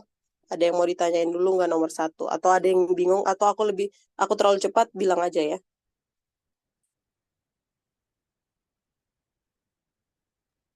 Eh, eh, aku nambahin dikit boleh deh. Ya boleh teh. Jadi gini teman-teman, ini yang dijelaskan sama Puda udah insya Allah udah cukup detail. Tapi izin menambahkan sedikit terkait pada ruang umumnya itu OTV-nya kurang dari 35 watt per meter persegi. Jadi angka 35 watt per meter persegi ini bukan patokan bangunan normal ya. Jadi 35 watt adalah standar ambang batas maksimum yang ditetapkan oleh Kementerian PUPR. Jadi nanti kalau misalnya ini soal diganti sama Pak Rizky ataupun siapapun ya yang bertugas untuk membuat soal ini, misal SC-nya diubah atau WWR diperbesar, bisa jadi nanti OTTV-nya hasilnya lebih dari 35 watt per meter persegi. Itu ya. Jadi yang 35 meter persegi tadi jangan dijadikan bahwa oh kalau misalnya jawaban kalian kurang dari 35 meter persegi 35 watt per meter persegi pasti benar.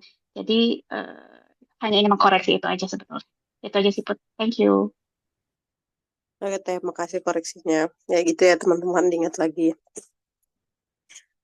Ini ada pertanyaan nggak? Kalau nggak ada kita bisa lanjut ya. Kalau ada pertanyaan bisa langsung di ini aja ya guys. Di potong aja. Atau kalian udah ngantuk nih. Udah, ini kita langsung masuk ke yang bagian 2 aja. Itu bagian 2 tuh tentang pengambilan termal aktif atau sistem tata udara. Itu dibaca-baca lagi aja di PPT-nya. Ini dari soalnya, dia bilang tinjau kembali skenario yang menghasilkan OTTV lebih tinggi, which is itu butir B di nomor 1. Nah, anggap bangunan tersebut tuh dikondisikan secara Telman menggunakan sistem tata udara campuran yang sederhana. Dari bangunan tersebut itu akan menerima beban pasif dari kaca jendela, dan seluruh dinding. Ini anggaplah 70% kalor dari ruang berupa kalor sensibel dan keadaan udara segar memiliki DBT 35 derajat, RH dan RH 70%. Sedangkan untuk udara catu memiliki DBT 18%, RH 80%, dan luas penampang saluran udara catu balik masing-masing berukuran 0,4 meter kali 0,4 meter. Sedangkan untuk penampang saluran udara segar itu berukuran 0,25 meter kali 0,25 meter. Sementara untuk laju udara segarnya itu 2,4 meter persegi, terus laju udara catu dan balik masing-masing 1,2 meter persegi. Ini kita coba lihat di ini dulu deh, biar kalian gak bingung. Yang mana ya? Sistem tata udara di bagian sini. Nah, yang ini ya sistem tata udaranya. Udara segar itu yang titik 1. Ini udara segar. Terus ada udara apa? Udara Hah? Udara satu, udara segar itu yang 1. Terus udara balik itu yang 2, yang di sini dia balik dari ruangan ke sini lagi. Terus ada udara campuran. Udara campuran itu yang 3 di sini. Itu tuh udah udara campuran dari udara balik sama udara segar. Terus ada udara catu. Udara catu itu yang 4,4. Kenapa udara catu? Karena dia keluar dari cooling coilnya atau sistem tatanya. Oke, kita balik lagi ke soalnya. Itu biar kalian nggak bingung aja, nanti pas di bawah aku bakal pakai angka-angka aja. Kalau soal pertama dia mintanya, mana nih? Soal pertama dia mintanya pendingin ya, kalor pendinginan. Berdasarkan nilai OTTV tertinggi pada soal 1, taksirlah besarnya laju pendinginan yang diperlukan. Nah, kalau misalnya dilihat dari PPT, laju pendinginan itu punya rumus M dot 3, M dot di udara campuran dikali dengan entalpi di udara campuran dikurangi dengan entalpi di udara catu. Itu laju pendinginan. Nah, tapi perlu dapat M3, H3 sama H4 ini kita perlu menurunkan atau menghitung beberapa perhitungan yang lebih kompleks ya, lebih panjang ya. Nah, itu kita mulai dari yang dari diketahui tadi, yang dari udara segar. Udara segar itu kan tadi kita tahu DBT-nya itu 35%, kemudian RH-nya 70%. Terus luas penampangnya itu kalau nggak salah tadi 0, berapa ya di soal? Tadi itu udara segar 0,25 nih. 0,25 kali 0,25. Berarti kita dapat A-nya itu ya sebesar tadi 0,0625. 0,0625. 0,0625 ya, benar sih, 5-nya dihapus saja. Terus kecepatan udaranya itu adalah 2,4 meter per sekon.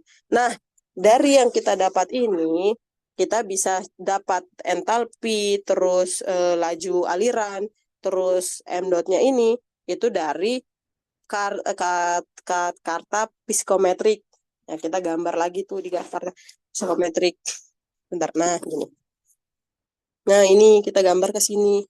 Dari yang pertama, DBT itu tadi 30 kan? 35 deh, 35. DBT-nya 35. Ini kita gambar aja, ini 35, udah aku gambarin. Terus RH-nya itu 70%. Nih, RH-nya yang bagian ini ya, RH-nya jangan lupa nih, RH. Di karta tuh ada beberapa hal yang perlu kalian lihat, kayak ada humidity ratio, volume kubik meter, buat bab temperatur, itu perlu diperhatikan biar kalian nggak bingung. Nah, dapatlah kita di H1. H1-nya itu tinggal ditarik garis lurus aja dari sini. Tegak lurus, ding. Dapatlah, ini kan hampir mendekati 100 ya. Jadi aku ngeasumsikan itu, Mak, ini gimana, Mak? Nah, mengasumsikan itu sekitar 99,78 kilojoule per kilogram. Tapi kalau misalnya nanti kalian mau mengasumsikan lebih, misal 99 doang atau 99,5, ya itu nggak apa-apa sih sebenarnya. Coba beda dikit aja ini. Yang penting ya 99-nya itu harus pas gitu. Nah, terus ini juga nih, laju aliran 0,908 kita bisa dapat dari karta yang tadi. Gimana caranya? Lihat satuannya tadi itu kan berapa satuannya? Nah, satuannya itu tadi kilogram, meter kubik per kilogram kan. Berarti yang ini nih, yang garis yang ini nih, set, set. Nah, kalau kita lihat dari titik ini, titik 1, yang ini, kan hampir dekat nih, hampir dekat dengan 0,1 lah, hampir dekat 0,1 atau di sekitar antara 0,9 sama yang ini 0,91 lah, 0,91 sama 0,90. Jadi diambil di antara situlah, coba diperkirakan yang mendekati lah. Nah, di sini aku perkirakan itu sebesar 0,908 karena kan tadi antara 0,90 sampai 0,91. Jadi ya di antara itulah aku ambil. Nah, terus M dot-nya itu didapat dari mana? Nah, M dot-nya itu ada rumusnya juga nih di PPT yang pengambilan thermal aktif. Itu antara luas, ya adalah luas dikali dengan kecepatan dibagi dengan si laju alirannya. Dapatlah sebesar 0,165. Itu untuk udara segar. Nah, sekarang kita masuk ke yang udara catu yang diketahui juga di soal. Diketahui di soal itu DBT-nya 18 derajat Celcius, kemudian RH-nya 80%. Itu digambar juga nih, sama aja kayak yang tadi, gambar juga di kartanya, dapatlah entalpi, kemudian laju aliran sama M dotnya. Udah tuh, sekarang kita masuk ke yang bagian beban termal pasif. Tadi tuh dia bilang beban termal pasif itu kan dihitung juga, kemudian diperhatikan juga nilai OTTV. Kalau misalnya dari contoh soal yang pengendalian termal aktif ini, didapatkan si rumus dari Q pasif itu adalah OTTV dikali dengan selubungnya. Nah, OTTV dikali selubungnya itu kan OTTV parsial. Jangan lupa ya, OTTV parsial itu adalah OTTV orientasinya yang udah dikali dengan eh, apa? Dikali dengan luas selubungnya. Terus dibagi dengan 1000. Dibagi dengan 1000 nih biar ini aja sih, watt diubah ke satuannya kilowatt. Jadi nggak, ya better diubah jadi kilowatt aja biar lebih kecil aja angkanya gitu. Terus udah beban termal, sekarang kita masuk ke beban termal sensibel ruangan. Nah, beban termal sensibel ruangan ini 0,7 ini didapat dari soal tadi. Tadi kan di soal bilang ada mana tuh? Nah, ini anggaplah 70% kalor dalam ruangan itu berupa kalor sensibel. Nah, berarti 70% ini merupakan kalor yang sensibelnya.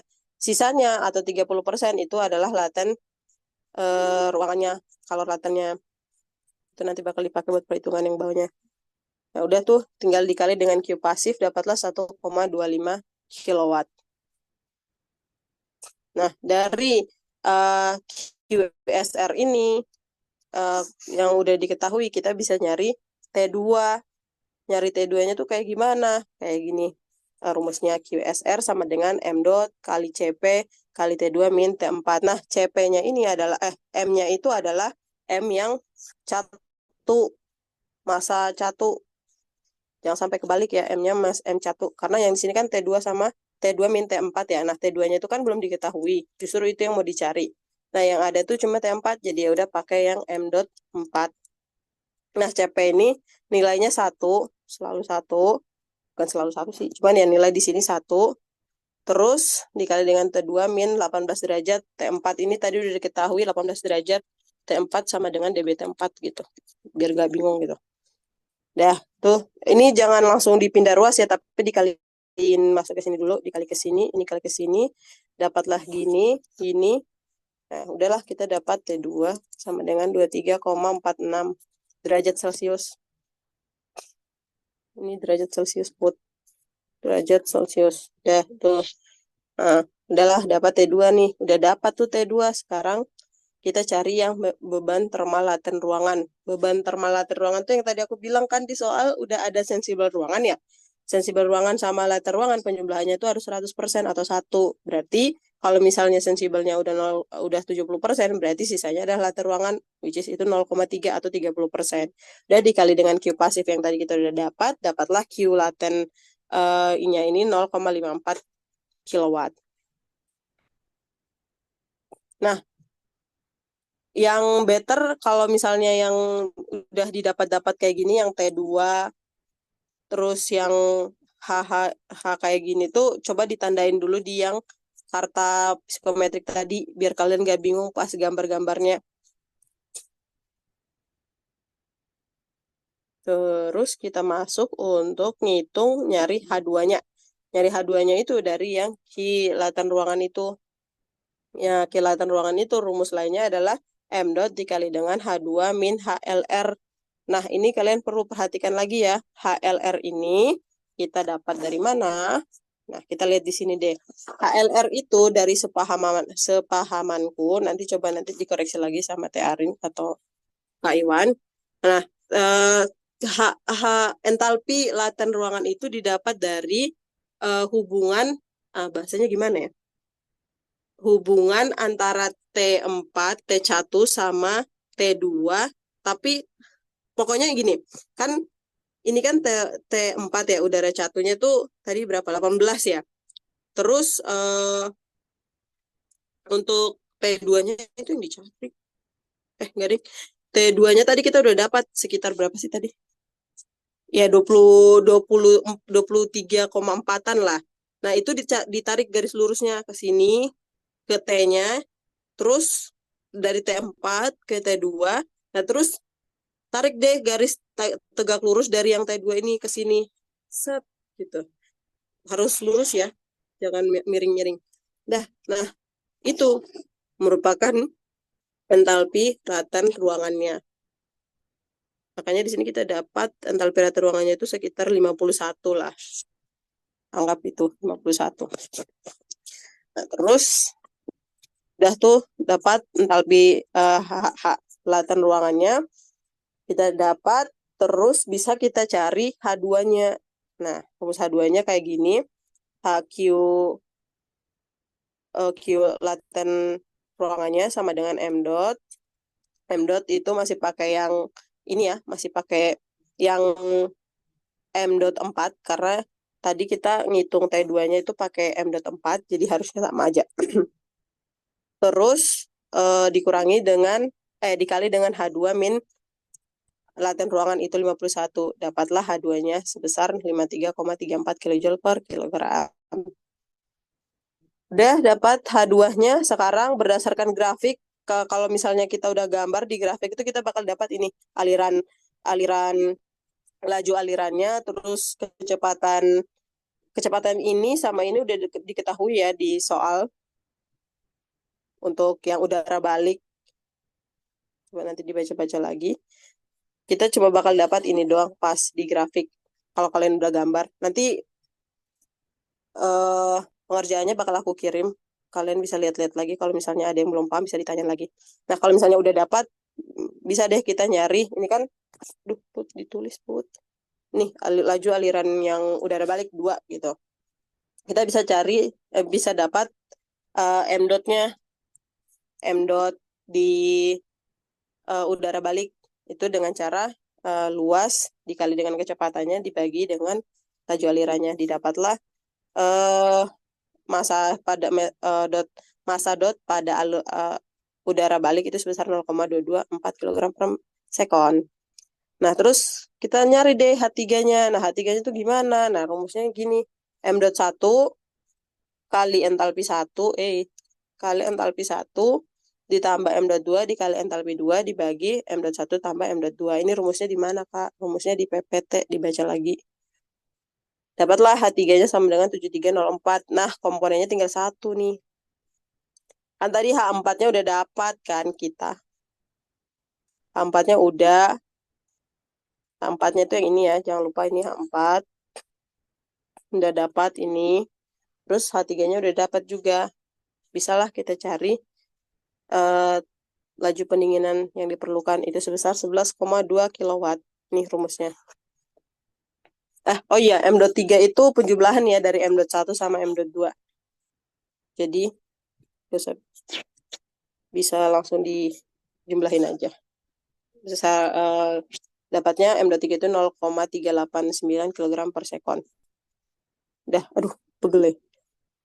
Terus kita masuk ke bagian B. Bagian B ini dia minta ngitung COP, koefisien kinerja, koefisien kinerja sama ya, koefisien kinerja doang. COP doang, dah. COP. COP itu rumusnya itu ER itu apa sih?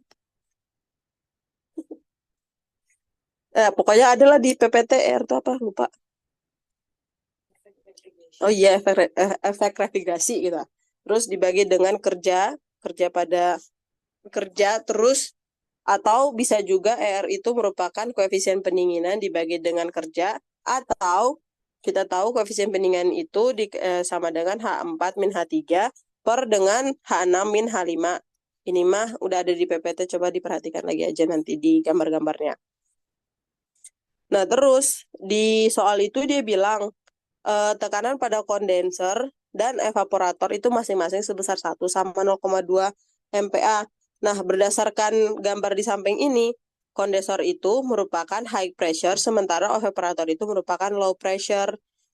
Nah, udah tuh kita tulis nih, jabarkan.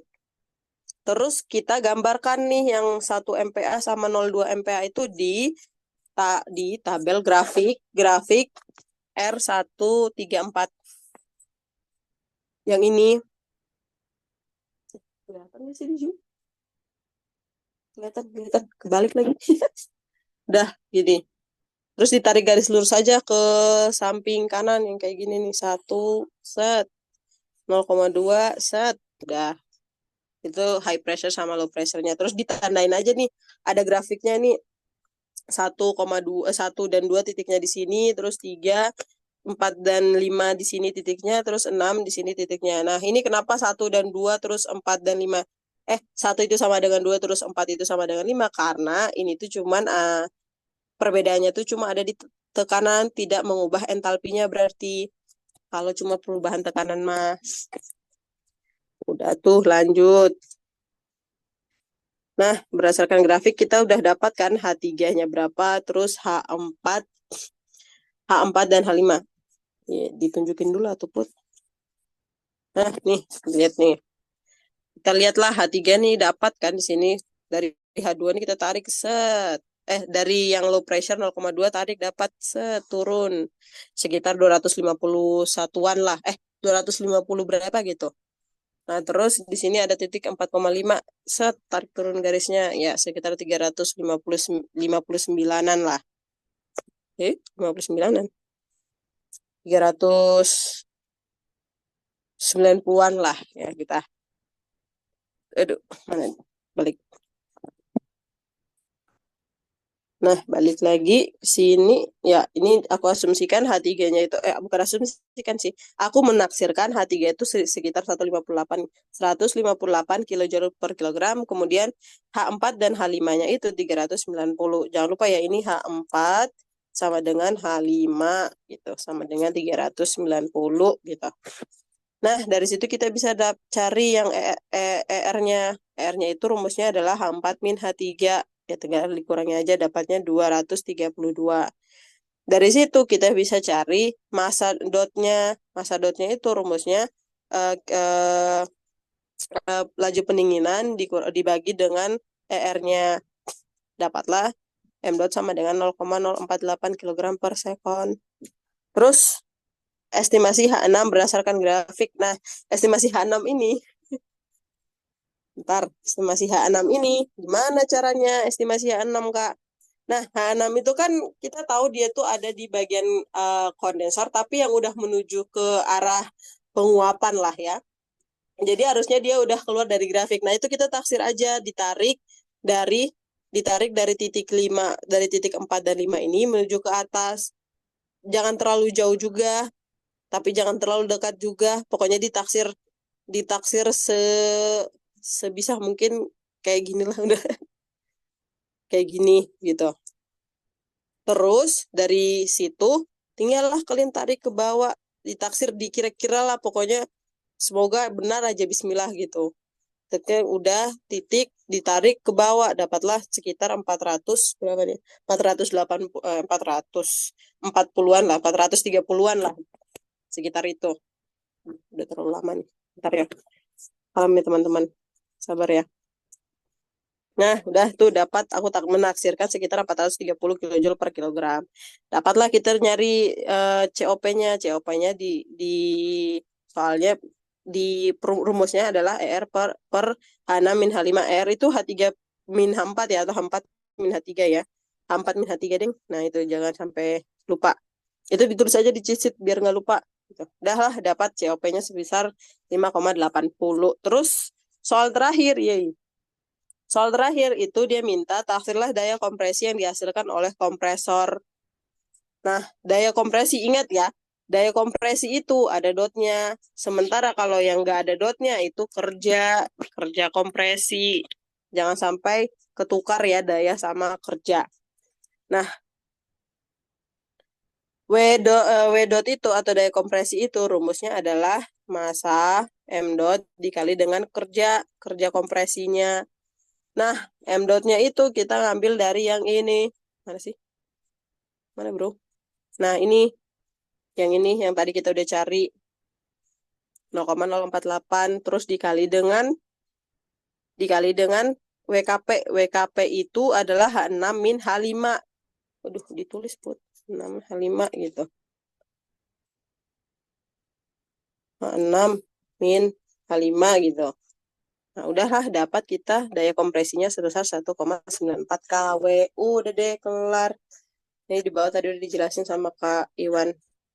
Di sini ada yang mau ditanyain dulu nggak?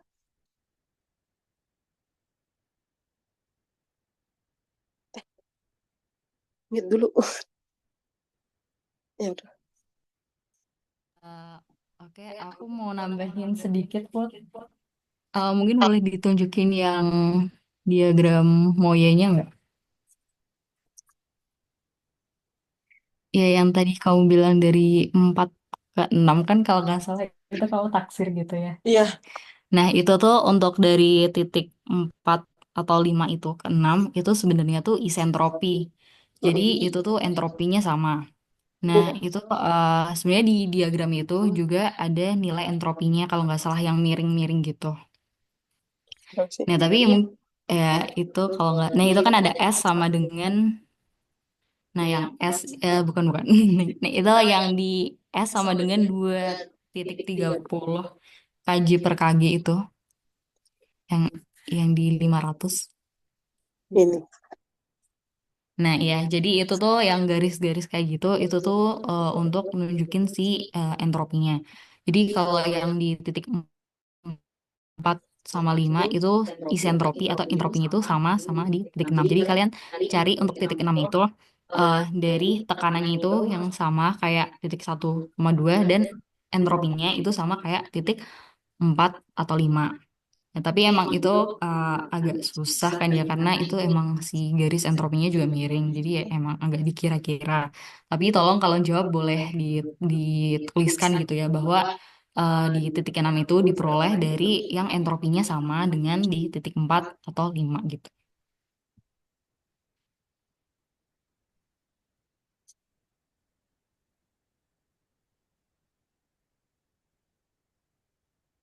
Oke, makasih Cip.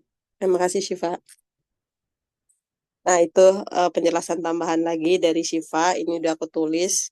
Semoga kelihatan nanti dibaca-baca lagi dan diingat-ingat lagi. Kalau nggak diingat, ditulis di cheat sheet aja, dibuat semaksimal mungkin cheat sheet-nya. Oke, udah dari aku. Kalau teman-teman nggak ada pertanyaan, aku kembali. Aku kasih ke Syifa buat ngejelasin soal 2017. Terima kasih teman-teman. Semangat. Oke, sebenarnya sebenarnya soal 2017 tuh juga bahasnya tentang OTTV gitu, tapi jauh lebih simpel. Jadi harusnya penjelasan Bunda ini udah masuk banget gitu. Nah, cuman mungkin aku mau tambahin yang bagian di sini ada terkait pertanyaan dengan tentang ventilasi. Nah, karena kemarin kan juga pas praktikum kan ada tentang ventilasi dan pergantian udara gitu ya. Ya, jadi yang pertama apa itu fungsi ventilasi dalam suatu lingkungan kerja. Nah, yang seperti yang kita tahu bahwa dengan adanya ventilasi itu memungkinkan adanya aliran udara dari dalam ruangan untuk keluar maupun dari luar ke dalam ruangan.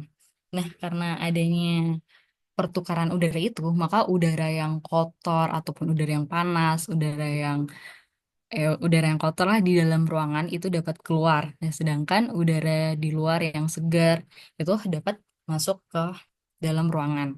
Dan ini juga memberikan, karena adanya aliran udara, ini juga dapat memberikan sensasi lebih segar gitu bagi orang-orang yang di dalam.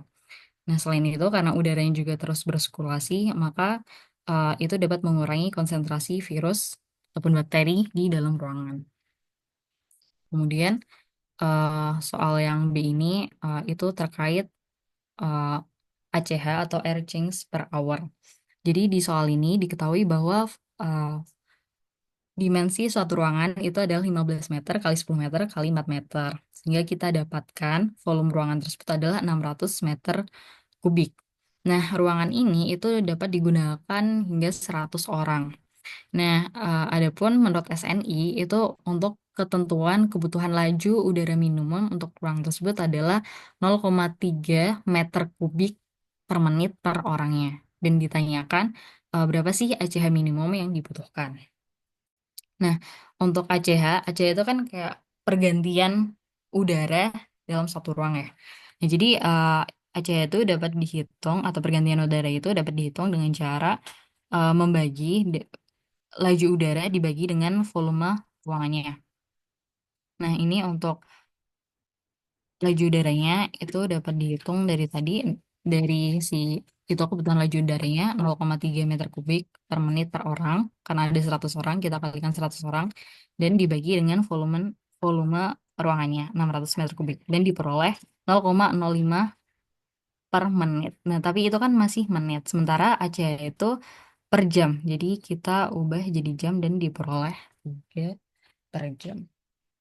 Nah, untuk di soal 2017 tuh sisanya sebenarnya kayak menghitung auto TV, U value, yang sebenarnya tadi juga udah dijelasin sama Bunda. Dan karena waktunya juga udah malam, jadi eh, kalau dari aku gitu aja. Terus kalau di kalian kan nggak ada PR ya, sedangkan pas aku Fisbang tuh ada PR, jadi mungkin nanti aku bagi em, soal sama jawaban PR Fisbang di zaman aku gitu. Kalau dari aku gitu, ada yang mau ditanyakan?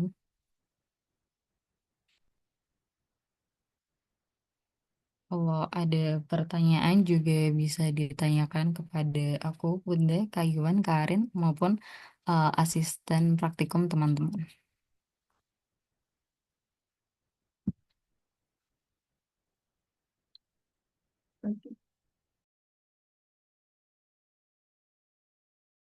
Untuk seluruh filenya terkait persiapan UTS Fisika Bangunan ini akan dikirim ke grup pada Satwa.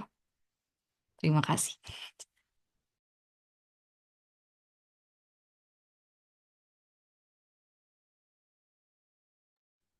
Oke, mungkin kalau nggak